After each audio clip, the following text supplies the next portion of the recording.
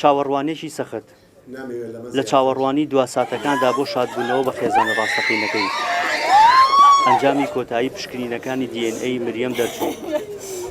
ئەو چی دیکە ناوی مریەم نییە. ناوت هاونازە. کچی جێناس خان جێناس ئەسکەندەر.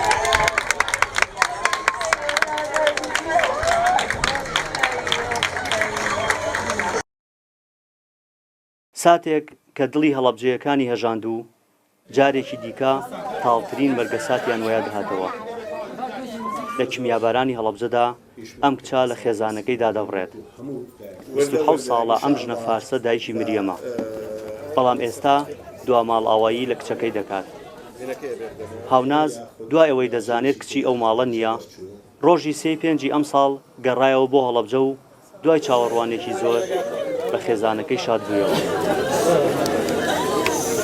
زۆر خۆشحاڵم، زۆر زەبانم قاسەرە، هیچی نەمیتونم بگم. زۆر خۆشحاڵم، نازانم چی بڵم، ئەوەندە خۆشحاڵم.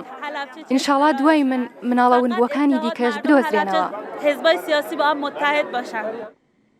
لە کیمیابارانەکەی هەڵەبجەدا هاوناز و دوو برای لە خێزانەکەیاندا دەبڕێن. دواتر برایەکی لە هۆڵەندا دەدۆزرێتەوە و تا ئێستا براکەی دیکەی نەدۆزراوەتەوە. باوکو برایەکی دیکەشی شەهید دەبن و تەنها دایکیان ڕزگاری دەبێت. دایکی ئێستا نیشتەجەی شاری پاوەی ڕۆژهەڵاتی کوردستانە و خێزانێکی دیکەی پێکێناوە و خاوەنی کوڕکچێکی دیکەشە. دەخۆشیانە نازانم، ئێستا وازانم ئێستا لە دایک بووم، کە سەیرێکی دنیاکەم وازانم ئێستا هاتوومەتە سەرم دنیای. دەخۆشیانە عنی هیچ شتێکم بۆ ناوترێت. جارێ فعلەن لێرن بەس دوایی حتممە نەگەڕێینەوە.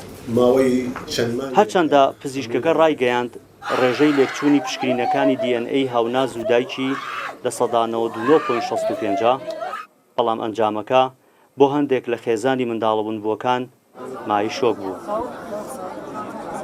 ڕەنگە دڵخۆش بم بەوەی کە ئەو دایکی دۆزیەوە، بەڵام ڕەنگە لەلایەنی دەرونی 3 مانگە ئەبێ حاڵی من چۆن بێت، بۆ ئەوەی کە تازە جارێکی کە خوشکەکەم زین بووە ئەمشەو جارێکی کە کوشتیان. ینی بەڕاستی و هەستەکەم هەنای خوشکم ئیمشەو لە دەستمەوە. نەوەڵات هیچ هیوایەکم نییە، هیچ هیوایەکم. دڵخۆشم بەوەی کە مریەم ئیمشەو ئیستراحەت دەخەیە، بەس دڵنیا بێتری ئازاری من لەمە دوا دەست پێکە.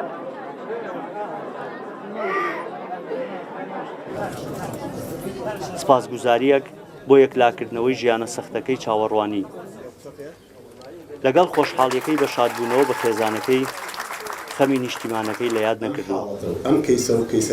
اما افتخار میکنم که بچه کوردستانم، کوردم. شانازیە بۆ من منداڵی کوردستانم و کوردم و منداڵی هەڵەبجەم و بنەچەم هەیە و خێزانم هەیە. غەم ناکەم کە باوکم نییە. لەگەڵ ئەم دڵخۆشیەم زۆر ناڕەحەتم بەم بارودۆخەی ئێستای کوردستان. بۆ خاتری دڵەشکاوەکەی من داوا لەلایەنە سیاسیەکانەکەم یەکگرت و یەکڕیز بن.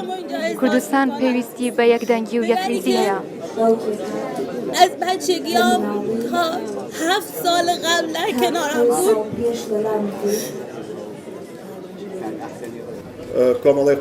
هاوناز بوویە حوتەمین منداڵی ونبووی هەڵەبجەیی کە لە پاش کیمیابارانی شارەکە بە خێزانەکەی شاد بوویەوە.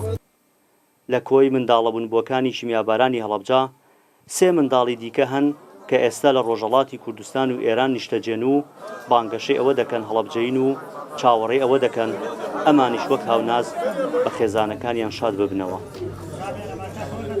کۆتایی بە چاوەڕوانیە 27 ساڵیەکەی مریەم هات، بەڵام تا ئێستا 68 خێزان و 96 منداڵی ونبووی دیکەی هەڵەبجەیی لە چاوەڕوانیدا دەژین.